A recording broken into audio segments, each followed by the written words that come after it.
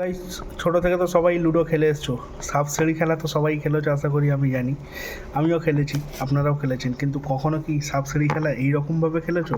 কারণ আজকে আমি ইউটিউব দেখতে দেখতে ভিডিওটা হঠাৎ করে সামনে এলো, তাই আমি তোমাদের সঙ্গে শেয়ার করছি। এই হচ্ছে অরিজিনাল সাপ সিঁড়ি খেলা ভিডিও। একটু ব্রাইটনেসটা আশা করি ফোকাস, দেখুন ভিডিওটা।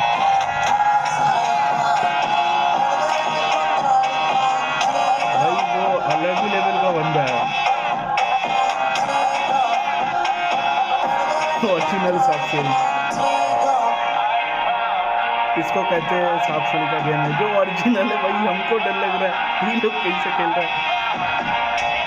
एकदम मजेदार गेम है ना भाई। ये देखो, अब उसको सीढ़ी मिल गया है, सीढ़ी से चढ़ेगा।